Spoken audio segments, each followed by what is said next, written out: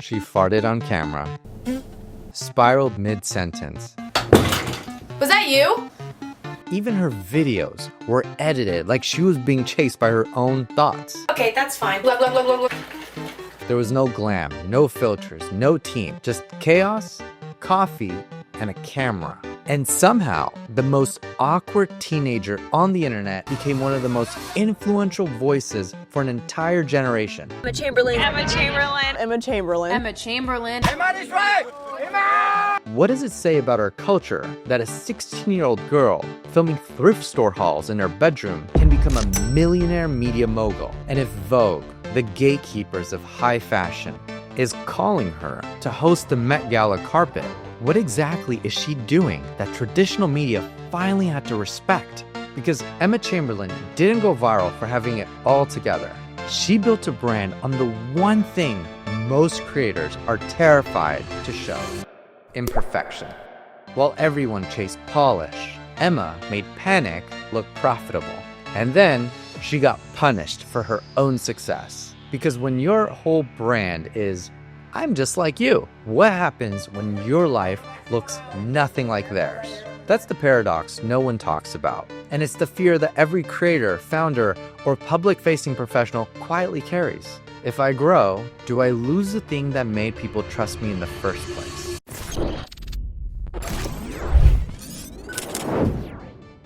I'm AJ Kumar, author of Guru Inc. I help creative entrepreneurs launch and grow personality-driven media companies, and I've spent decades studying how gurus are made. And in this video, we're breaking down how Emma made awkwardness addictive, why her editing rewired viewer attention, what you do when fame breaks the brand, and how to build your own magnetic identity even if you're starting from scratch. Because here's the truth. In the game of social media, you don't sell products, you sell perception. You don't chase money, you trade attention. And your brand, the story people tell themselves about you, that's your greatest leverage. Let's get into it.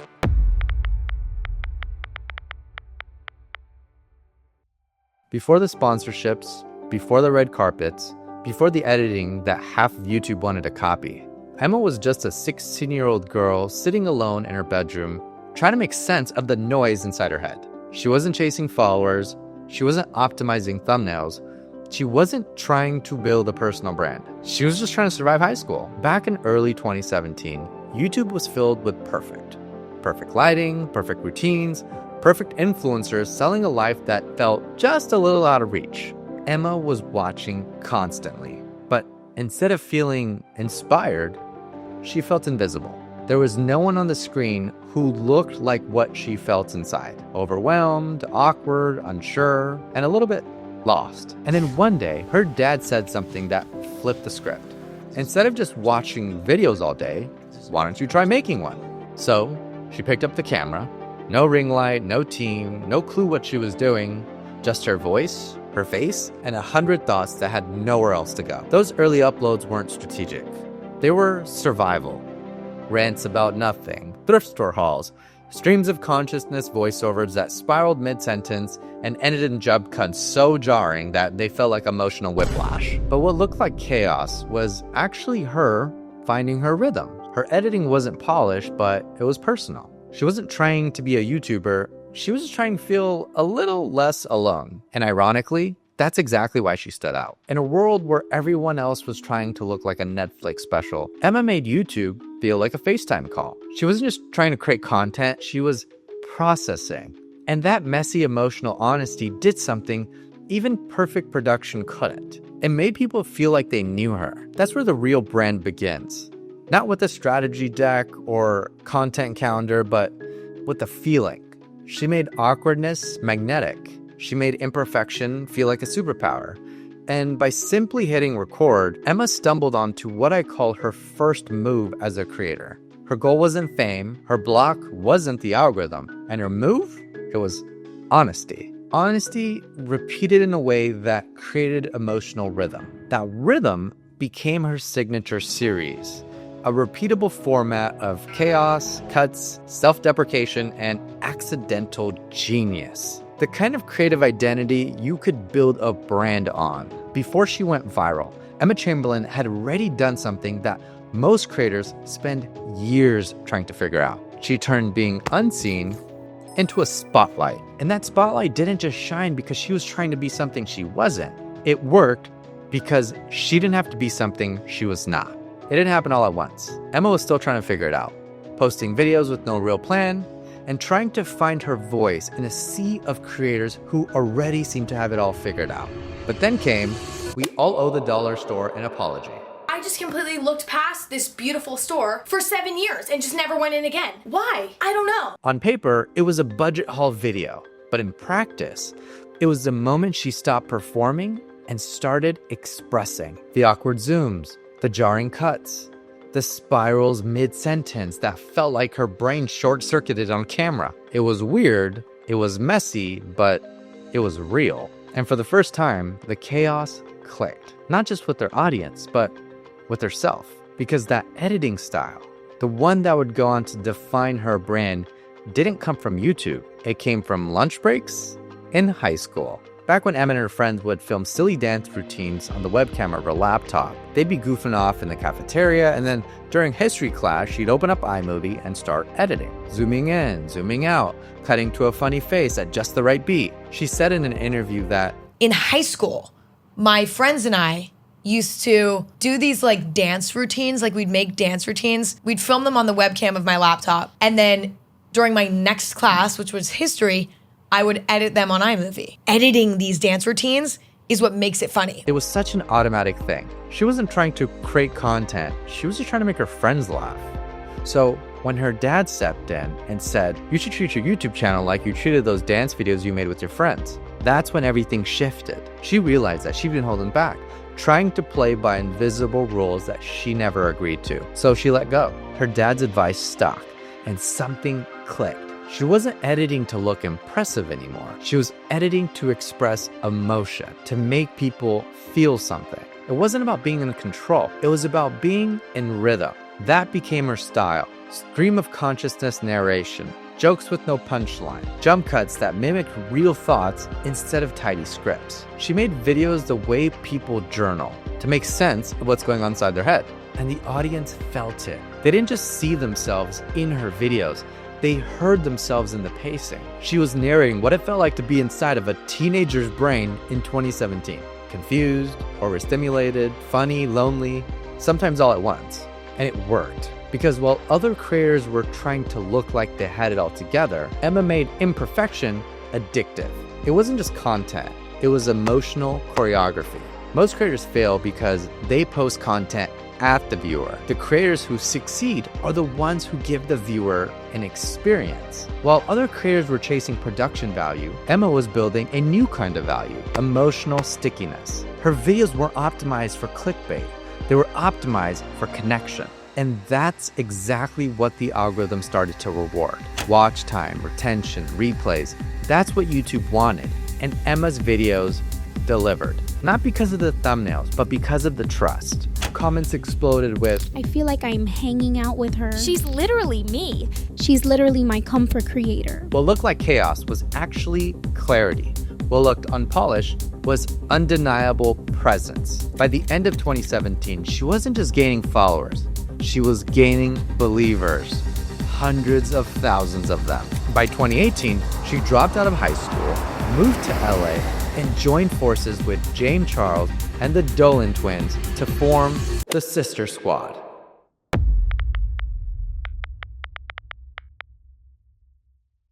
Guys, it's me. I'm with my fucking sister squad. Is that you start your videos? Yeah. What's wrong with it? A collaboration that would make her face instantly recognizable to millions of people around the world. That same year, they were featured in the coveted YouTube Rewind, cementing Emma as one of the most recognizable faces on the platform. And even as the spotlight grew brighter, she kept the cameras shaky, she kept the edits messy, she kept the energy real. And that's what made it all stick. Because she wasn't just building content, she was building a format, a signature series, not defined by gear or budget, but defined by emotion and rhythm. her editing became a new kind of brand asset, a style that was instantly hers, like Wes Anderson with symmetry or Tarantino with tension. Emma Chamberlain had a look, a feel, a rhythm you couldn't replicate without being compared to her. In film school, they call her an editing auteur, someone whose personal style shapes every frame. Not just a YouTuber, but the director of her own emotional cinema. Every cut, pause, and zoom was deliberate. It wasn't just vlogging, it was storytelling, shot through the lens of feeling. And that's when something even deeper happened. The audience didn't just like her, they felt like they knew her. She wasn't a performer, she was a mirror. That kind of connection is what I call ROAC, return on attention created. Not just views, but trust. Not just audience, but affinity. Emma didn't scale by chasing the algorithm. She scaled by scaling relatability. By the time the world caught on, Emma Chamberlain had done what most creators never do. She made her mess the message. And somehow, that became the blueprint. By 2019, Emma wasn't just the awkward girl from YouTube anymore. She was sitting at the front row of Paris Fashion Week, being flown out by Louis Vuitton. I'm going to Paris for Fashion Week. Yeah, I'm shocked too. She was no longer watching the internet, she was shaping it. And something else was shifting too. Culturally, Gen Z was starting to see creators not just as entertainers, but as entrepreneurs. The world wasn't laughing at influencers anymore. It was investing in them. Relatability had gone mainstream. Every brand now wanted authenticity. But that word was starting to blur. Because what does it mean to be authentic when your life is nothing like your audience's anymore? It's one thing to be real in your bedroom. It's another thing to be real from a Paris hotel suite. And that's where the tension began. Emma was still Emma, but circumstances around her had evolved. She wasn't trying to be aspirational. She was just trying to keep growing. But for the audience, that growth came with confusion. Wait, is she still one of us? Because that's the invisible contract that parasocial relationships are built on. We feel close because you don't change too fast. It's like watching a cartoon character age out of frame. Bart Simpson doesn't grow up. SpongeBob doesn't move cities. But Emma, she did. And she did it with intention. That same year, she started attending high fashion shows. She also launched Chamberlain Coffee, her first real commercial venture. It was more than just merch, it was a brand. A sign that she wasn't just the vibe anymore. She was becoming a vehicle for taste, commerce, and ideas. And then came her podcast, Anything Goes. It was slower, deeper, less about spiraling edits, and more about honest introspection. The chaos was still there, but it was quieter, more thoughtful, more adult. It wasn't just a content pivot, it was a shift in how she related to her audience. Emma had grown up. The question was, could her audience grow with her? Because while her metrics were skyrocketing, something more meaningful was happening underneath. She was evolving, not just as a creator, but as a presence. She was moving up what I call the guru ladder. From generalist, the relatable teen on YouTube, to specialist, the editing auteur, with the rhythm so distinct you couldn't mimic it without sounding like her, to authority, a breakout creator respected by her peers, with a channel that felt less like a vlog and more like a cultural barometer, to guru, a media brand, a leader in her space who didn't just connect with people, she changed how people saw the platform. Her editing was now studied, her brand strategy dissected, and her presence no longer just personal. Now it was positional. She wasn't just the face of the vibe, she was the operator of a business. That's what I call going from vibe to vehicle, from relatability that made you feel close to a platform that gave her power. But that's where the brand tension kicked in, because as her moves got smarter, her tone got quieter. She wasn't uploading as consistently. She was choosing when to speak. And some fans started to wonder. Where did she go? The loyalty was still there, but it was more complicated now. Emma wasn't faking anything, she was just evolving. But when your whole brand is built on the feeling, just like me, even authentic growth can feel like betrayal. That's what I call the audience expectation gap. The space between who you are now and who they remember you being. And for creators like Emma, that real block isn't criticism, it's drift. That quiet distance that starts to widen, not because of a scandal or failure, but because of success. And this is where most creators get stuck. They either shrink themselves to fit their old brand, or they outgrow their audience without bringing them along for the ride. But Emma, she did something rare. She reorganized. She didn't chase more content, she chose more clarity. She let the chaos soften. She let the strategy sharpen. And she started showing up in fewer places, but with greater intention. She wasn't scaling posts, she was scaling trust. Because in the long run, that's the metric that matters. Are people still listening? Even when you stop shouting? Do they still believe you even when you stop showing up every day? Can your presence create impact even when your face isn't in the feed? That's the moment when a creator becomes a brand becomes a business. Emma Chamberlain wasn't just known, she was becoming out of reach.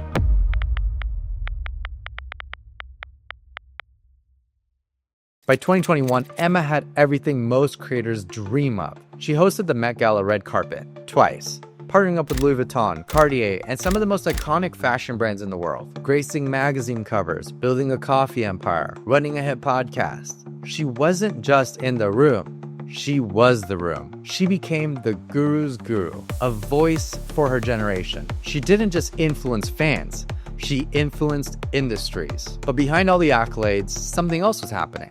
The very thing that made her powerful, her visibility, was becoming a burden. Because when you're known for being raw and relatable, there's no off switch. The audience doesn't just watch you, they expect you to post, to share, to stay vulnerable, accessible, available. And that's the trap. When your success is built on emotional openness, you start to feel like you owe people parts of yourself, even when there's nothing left to give.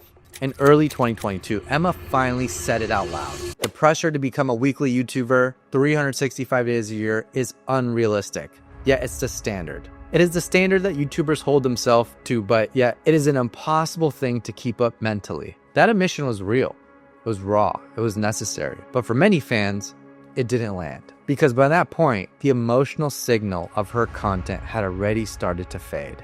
There are fewer vlogs, fewer uploads, fewer moments of chaos and unfiltered honesty. And in their place, brand deals, fashion weeks, carefully curated moments. The girl they felt once close to now felt distant. And not because she changed, but because she elevated.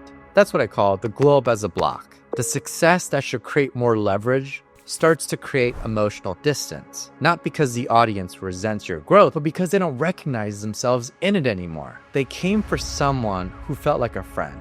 Now they were watching someone who felt like a figure. And when the emotional access fades, the algorithm doesn't save you. Because content isn't just technical, it's chemical. When people stop feeling you, they stop engaging. And that's what happened. The comments started to shift. She's changed. I miss the old Emma. This feels too curated. But what they're really saying was, I don't feel seen anymore. That's the heartbreak of a parasocial collapse. When the one-sided friendship fractures. Not because of betrayal, but because of evolution. And here's the harsh truth that most creators face. When you scale your visibility, you often lose your intimacy, because emotional connection is very difficult to mass produce, and relatability doesn't survive at luxury scale unless it's carefully protected. Emma wasn't just trying to leave anyone behind, she just moved the emotional part of her story to a different platform. While her main YouTube channel got quiet, her podcast got louder. Emotionally, spiritually, personally, she was still sharing, still processing, but only the loyal fans followed her there. To everyone else, it felt like she disappeared. And that's the lesson. If the emotional thread of your story moves, you have to help your audience move with it, or they'll feel like you left them behind. So how do you grow without breaking trust? How do you elevate your brand without erasing the things that made it magnetic in the first place? Because Emma didn't fake glow up. She earned it, but even earned growth creates friction, if not placed emotionally. That's the branding paradox. You don't lose your audience because you changed. You lose them because you forgot to bring them with you. And at this stage in her journey, Emma was facing a deeper question. Is my success still emotionally accessible? Because in the game of social media, the real risk isn't going viral, it's going silent emotionally. After the burnout, after the distance, after the glow up that quietly fractured the mirror, Emma didn't quit. She recalibrated. She pulled back from YouTube, not out of spite, but out of self-respect. The pressure to perform weekly, to edit endlessly, to always be on, it was no longer sustainable. So she shifted her energy to something slower, longer form, more honest. Her podcast, Anything Goes, became the new heartbeat of her brand. No visuals, no filters, no chaos edits, just voice and a space to think. It wasn't just content, it was connection on new terms. And slowly, the trust began to return, not from everyone, but from the ones who mattered. Because in a world built on speed, slowing down is a strategy. Emma started appearing only in places that aligned with her values. Vogue, Louis Vuitton, thoughtful brand partnerships. She wasn't chasing relevance anymore.